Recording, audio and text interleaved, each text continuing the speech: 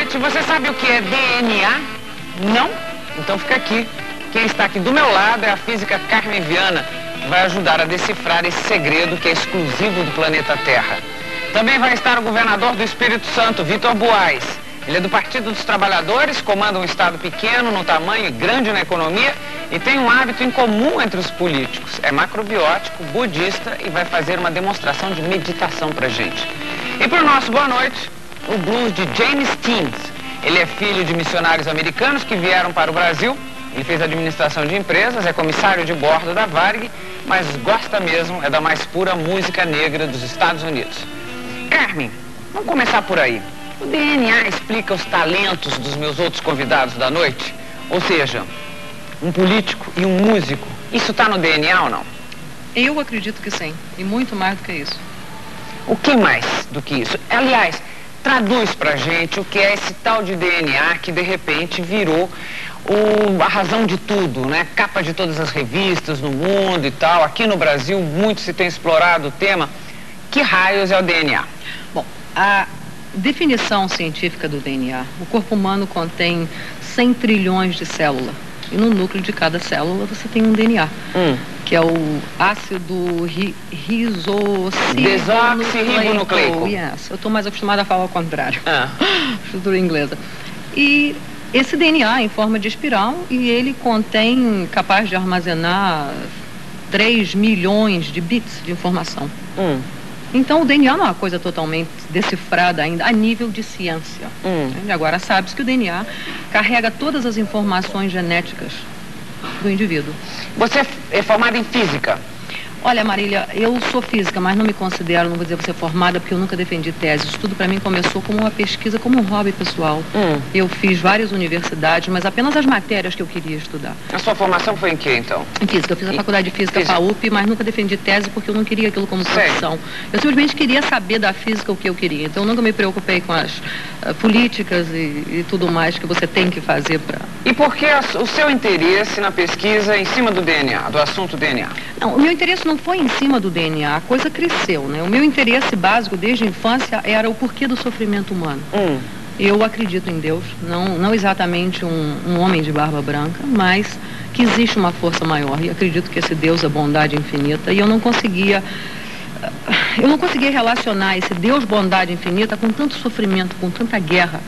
E as religiões tentam explicar que você está pagando alguma coisa do passado.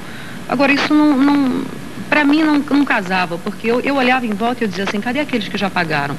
Será que ninguém nunca pagou? Então nunca vai pagar. Então isso me incomodava. Então eu comecei a buscar explicações. O primeiro caminho que você toma, naturalmente, é as religiões. Então eu estudei tudo quanto era tipo de religião, seita, cultos, que já existiram, passados, extintos. Não encontrei a resposta. Aí enveredei pelo caminho da psicologia, estudei profundamente Jung, Freud e todas as outras cadeiras ortodoxas e não ortodoxas, também não encontrei resposta. Encontrei alguns caminhos, mas não alguma coisa que eu sentisse aqui dentro. É isso aí, aqui está uma saída. Não, meu interesse nunca foi criticar nenhum lado, nenhum ramo da ciência ou da religião, mas simplesmente achar uma resposta para mim, individualmente. E você encontrou essa resposta? Aí eu comecei a buscar na ciência, na física. Eu sempre fui apaixonada pela física.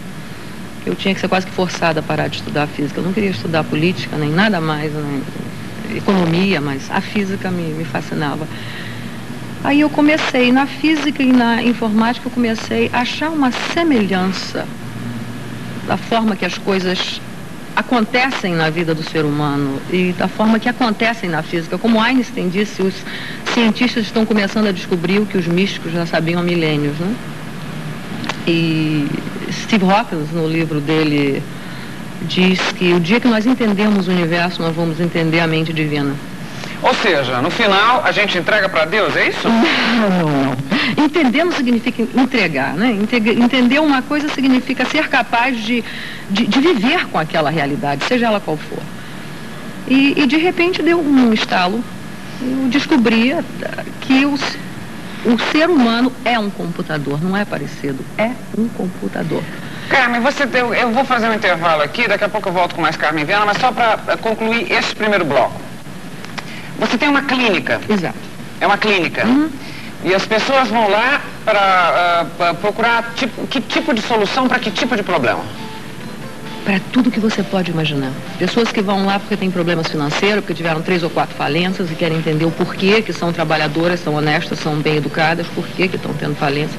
Pessoas que têm síndrome do pânico, HIV positivo, câncer, doenças que ninguém consegue explicar, que não tem nome, fobias, ou simplesmente porque querem crescer, porque estão insatisfeitas com a vida. Bom, e aí se você não é formado em psicologia, como você disse que não, que só estudou, você as ajuda ou você as trata através do quê? Exatamente, eu não as trato, eu ensino elas a se tratarem. Com o quê? Através desse processo de reprogramação da memória celular. Ótimo. Tal do DNA. Daqui a pouco, me espera, tá?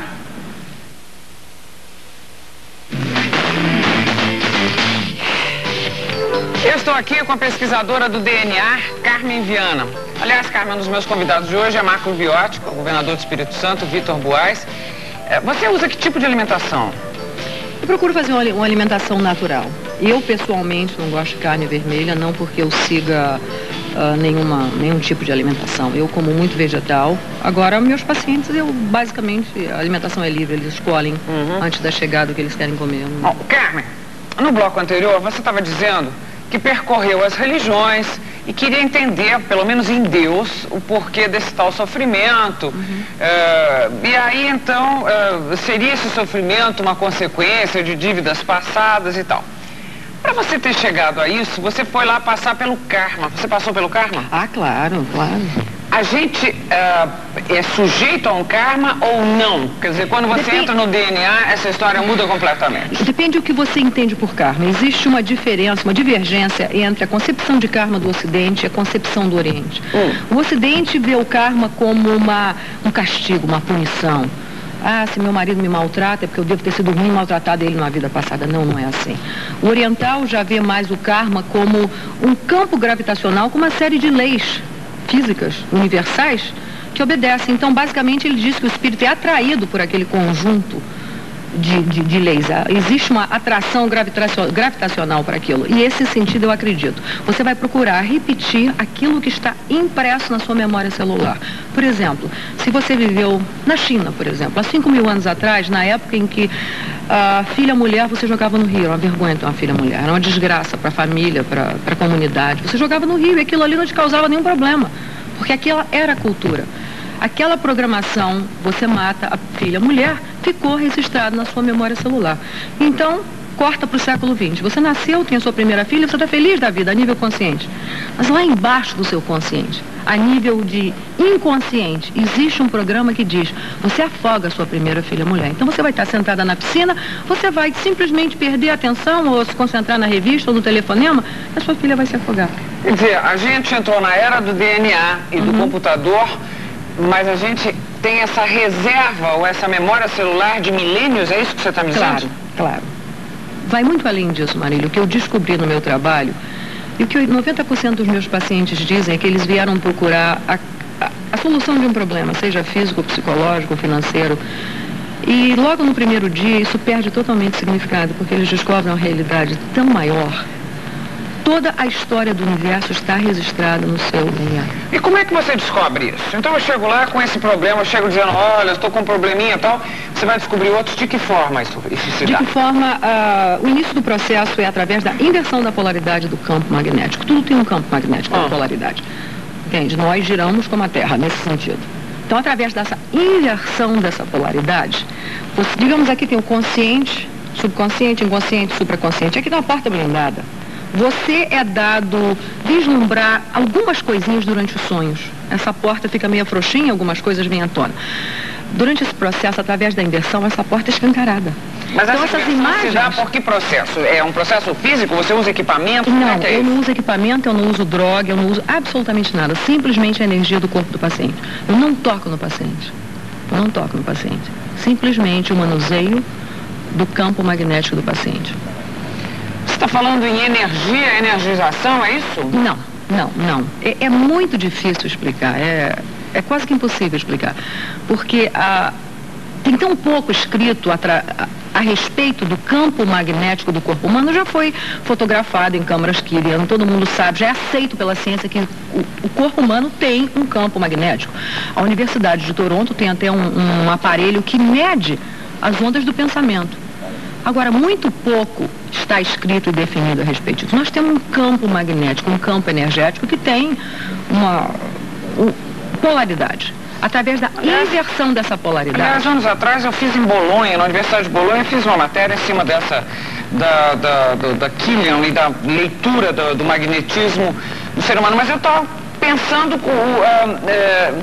como é que isso bateria com a leitura desse computador que nós somos, entendeu? Em que situações, por exemplo, vale a pena limpar a memória celular? Você acha que todo mundo tem o seu motivo para dar o salto quântico genético? Absolutamente. Por que você vai querer carregar? Sabendo, olhando para trás e vendo a história da humanidade, todas as guerras, os sofrimentos, os tabus, os preconceitos errados que todos nós carregamos, quem vai querer viver com aquilo? Quem sabe o que está na prateleira para acontecer amanhã? Você pode ser uma pessoa super moderna, mas ter um conceito ali, um sistema de crença a nível inconsciente de que aquela mulher você mata. Bom, e então essa limpeza da memória celular se dá basicamente por um processo de energização. É isso que você está dizendo? Não é energização. É apenas inversão da polaridade do campo magnético. Quando você inverte a polaridade do campo magnético, essa porta blindada se abre. Você cura uma doença, por exemplo, como é que se dá a cura de uma doença mudando o código genético de uma pessoa? Bom, deixa eu te explicar o processo para você. Se eu tentar explicar, te dar a resposta, não vai fazer muito sentido. No momento em que eu inverto, você está lá lúcida, totalmente acordada, não tem transe, não tem hipnose, não tem regressão. No momento em que eu inverto essa polaridade, você vai ver através de um pêndulo magnético, que eu meço o teu campo magnético, antes e depois você vai ver que foi invertido, que mudou, você vai sentir no seu corpo. Entendeu? Não toque em você, você vai fechar os olhos e as imagens vão simplesmente explodir. E você vai começar a ver cenas. Nós temos 7 centros principais no corpo humano, nós temos secundários, mas principais são 7. Algumas pessoas já estão abrindo o 8º. E em cada centro desse, cada centro se relaciona a uma área do teu eu. O primeiro controla certas funções do teu corpo, como, por exemplo, sexualidade, procriação, instinto de sobrevivência, instinto de autopreservação. O segundo controla o funcionamento da máquina, todo o funcionamento do corpo físico. O terceiro controla poder, como você se coloca com o meio ambiente, com as outras pessoas. Você é uma pessoa dominada, você é dominadora, como é que você é? O quarto é o coração, controla as emoções, boas ou mais. Quinto é a garganta, é o centro da comunicação. Sexto é o famoso terceiro olho, que controla a criatividade, percepção extrasensorial. E o sétimo é o chamado chakra coroa, que controla o intelecto e as funções do cérebro. Então, em cada central desse vão estar registradas programações referentes àquele assunto. Por exemplo, quero ainda ser mais objetivo. Um assunto em cima de DNA, que foi capa de revista e que muito explorado tem sido ultimamente. Diabetes, vindo pela genética. É curável por esse processo? Claro. Você já curou alguma doença? Já, claro. Por exemplo? Não, eu não curo, eu ensino as pessoas a se curarem. Por exemplo, eu tive um paciente diabético que chegou para mim, quase cego, por uma diabetes muito avançada. E quando nós chegamos no respectivo centro eletromagnético, você sabe qual era a causa da diabetes dele? E ele não lembrava disso conscientemente, não tinha a menor ideia. Com 3 anos de idade, na festa de aniversário de uma irmã, a mãe dele disse assim: se você continuar comendo doce assim, você vai ficar diabético igual a mim. Essa foi a causa da diabetes dele, nessa vida. Mas e a causa celular?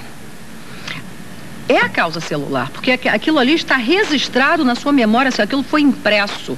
Você está dizendo que ele começou não no momento em que ele foi gerado lá dentro da barriga da mãe, mas só a partir daquela frase que ele começou a acumular doença nas suas células. Porque partindo do princípio de que tudo que existe no universo está registrado na memória celular, não apenas da família dele, mas de toda a humanidade, de todo o universo, aquelas palavras ativaram aquele componente que estava no DNA, na memória genética dele.